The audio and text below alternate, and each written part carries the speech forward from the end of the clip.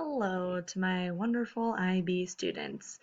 As you can now see, I am not in class today.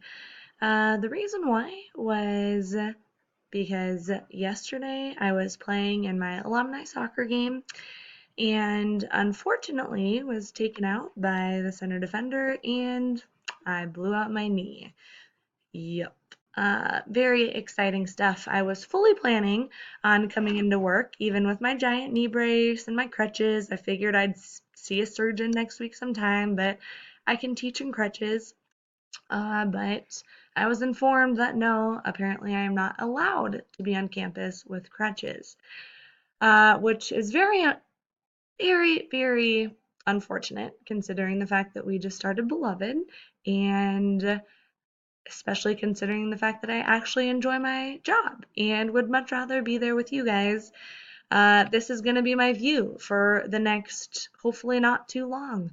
My dogs will be happy that I'm here, but I'm going to go a little crazy because I literally cannot move. So I'm hoping that I won't be out for too long. I made an appointment as soon as I could this next week with a surgeon, but I won't really have any answers until I meet with them. So I'm going to be doing as many of these recordings as I can, going through some of the PowerPoints. And I genuinely wish I was with you guys. I will have plenty of time on my hands, so please feel free to send me an email with whatever you need because I will respond as soon as I can. But I do want to go over what we're doing as far as the beloved literature circles.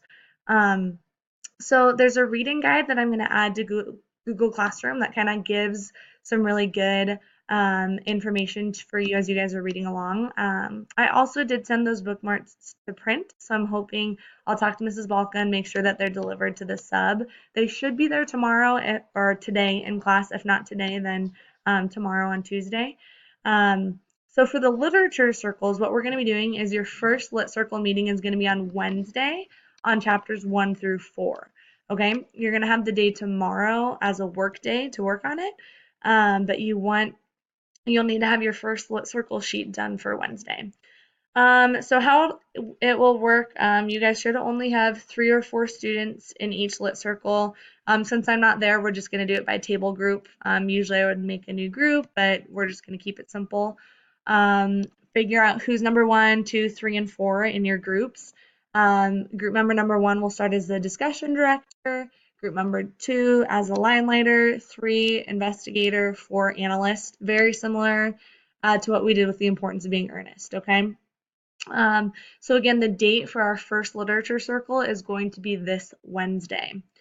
So just a brief overview of each one, right? The discussion director, you're developing 4 to 5 questions that your group might want to discuss about that part of the novel that you've read, right? You want to have deep, open-ended, critical thinking questions, and I want you to think about what the answer might be. I want you to kind of think through what you want to talk about as a group. So make sure that you as a discussion director have already thought through the answers to your questions, okay?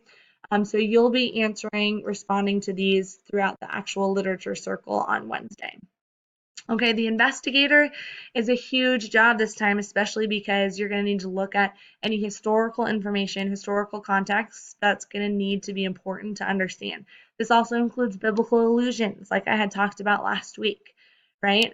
If there are certain biblical allusions or certain historical events, or looking at the Reconstruction era, or looking at certain slave laws that were enacted, anything from these chapters that you think is going to help your group better understand some of what was going on, you need to investigate. That could be one topic. You could investigate more than one, okay? Just make sure you choose something that's going to help your group better understand what these chapters are about, okay? The third one is the line leader motifs symbols tracker, right? On the bookmarks I'm making you guys, there's a whole long list of different motifs and symbols that you can be tracking. Don't try to track every single one of them. Pick a few of them and really analyze them in depth, okay? Work to help your group really understand these, okay? And then the analyst, okay? You're providing the summary of those chapters as well as analyzing specific parts, right? You're looking at the tone, right? The tone, you're commenting on the style, looking at specific themes. Okay, don't just read off of your role sheet. You want to actually help your group see how stylistic choices help convey and develop the theme. Okay, so I want to see this entire sheet filled out. This isn't just a few lines that you're filling out. You're really taking the time to provide a summary. Okay, the summary could be bullet points. The analysis could be bullet points, but I want complete ideas and I want this year sheet completely filled out. Okay, for these lit circles, remember I will be grading these randomly. I might grade one of them. I might grade all four of them. But I will at least be grading one or two of them, and you want them to be thoroughly, fully filled out. These are not ones that I will accept for late work because you got to have it done by the start of the literature circle, right? This is a tough text, and you want to come to these circles as prepared as possible. We built in days before each lit circle as a reading day and a work day, so you need to make sure you're using that time well, okay? Um, at this point, hopefully with the sub, actually, sub, I'm gonna, if you haven't finished chapter one yet, if you can play the audiobook, I left the times and everything, and then come back and finish watching this because I want to go over some of the parts of chapter one that are important, okay? So if you haven't yet finished chapter one, go and finish it, and then I'm gonna upload this to Google Classroom too, so if you don't get time to watch this in class, you can watch it at home. So the symbolism of 1, 2, 4, I kind of talked with a couple classes about this on Friday. But right, 1, 2, 4. 1 plus 2 plus 4 is 7, right? Some of you might have noticed that 7 was also the number of letters on Beloved's tombstone. Remember, Setha could not afford the whole dearly beloved. We talked about that scene a little bit and the the difficult nature of what was going on in that scene and what Setha had to do in order to just get those 7 letters of beloved on her tombstone, right? But in Christian lore, 7 represents charity, grace, completion, and perfection. As we see as we go through the novel, Beloved's death signified the end of all of these things for Setha. Once Beloved appears, we're going to see how deeply symbolic the number 7 is and how 1, 2, 4 plays into that. Okay, when Beloved dies, Setha's family loses the charity from the community. Baby Suggs loses her connection to the Holy Spirit. We'll get to that part. The family becomes incomplete, right? The child 3 is dead. So some of you might have picked up on that, right? 1, 2, 4, right? Howard and Bugler, and then are 1 and 2, and Denver is number 4. Beloved was the third child. So 1, 2, 4 is also indicating the absence of that third child, okay? Okay, so then we have Setha and Hallie versus Paul D. Okay, we've learned a little bit more about the nature of Setha and Hallie's relationship, right? It's friendly love. Their relationship begins in the pastoral setting of Sweet Home. They're limited time to spend together, right? They were busy working in the fields for most of it. They were busy working, doing kind of their work around Sweet Home, and so their time together was limited. And they had to make love hidden at night in the cornfield, right? This is going back to the plant motif that some of you might want to be tracking, right? Looking at the corn stalks and how she uses that imagery throughout those specific scenes, right? She describes it as a simple joy. The relationship was simple and it was friendship at core, right? At its core. With Paul D, we see immediately in chapter 2, which I had you read Spark Notes, kind of this carnal passion, right? The relationship begins with the reality haunted by the pain of the past. So Setha and Paul D, there's not this simplicity, right? It's this connection that they have from what they saw and experienced at Sweet Home, where they can understand that together, right? They had more time to spend together in the open, right? This isn't something that has to be secret or hidden. Instead of the simple joy with Hallie over here, it's more resentful. It's sorry, right? There's more baggage in this relationship than she had with Hallie.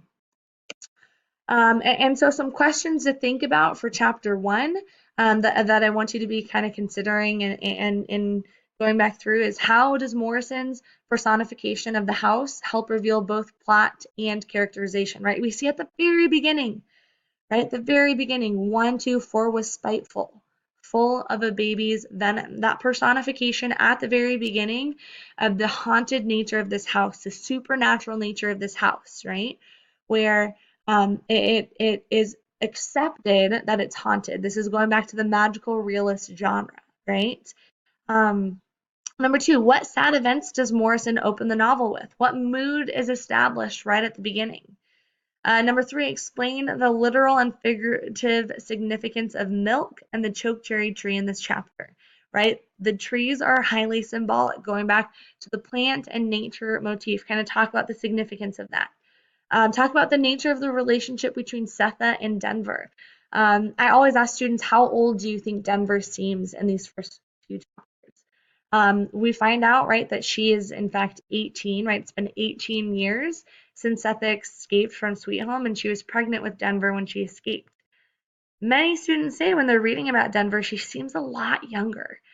So kind of look at that, the relationship between Setha and Denver, and how Morrison is characterizing that relationship right off the bat in this chapter. And then what do we learn about Sweet Home from both Setha's perspective and Paul D's perspective? Okay.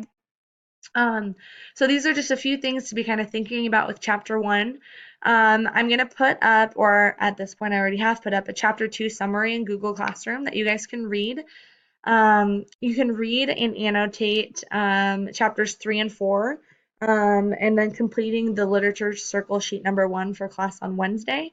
Again, tomorrow you'll have a day in class. It'll be just a quiet reading day. I won't be there to play my beloved instrumental playlist. I know. Maybe I'll leave subnotes specifically saying to play that Spotify playlist. I know you all would love me for that. But you'll have tomorrow to work on reading chapters 3 and 4 and then working on that lit circle sheet. And you guys will have your lit circle on Wednesday. How it'll work is the first 20 minutes or so, 25 minutes, I'll have you guys talk, try to unpack these chapters as a group, and then I'll make one of these screencasts if I'm not back by Wednesday, which I honestly have no idea at this point when I'll be back, but I'll make another one of these for chapters 3 and 4 on Wednesday, and give you guys some opportunity to discuss on your own, and then kind of walk you through some of the different aspects of what you need to know for chapters 3 and 4. Okay. The good news is that now I'm going to have time to grade some of those Hamlet essays, so hopefully I'll get those done fairly quickly. I already kind of showed models, make sure that you guys are working on those revisions that are going to be due tomorrow night. You know, I'm not giving specific comments on these essays, but again, if you guys want to have individual conferences or anything, let me know, and be really paying attention to those revisions on looking at the language that you're using, how you're varying those sentence beginnings, and so forth. Okay, I've seen a lot of growth in you guys. Um, and that's all I have for you. So I genuinely am gonna miss being there tomorrow. Um, I'm being honest when I say I would rather be at work than sitting at home. I'm gonna go a little bit stir crazy. So if you guys have any questions, any issues, anything, please send me an email. I hope it goes well tomorrow, and have a fantastic rest of your Monday.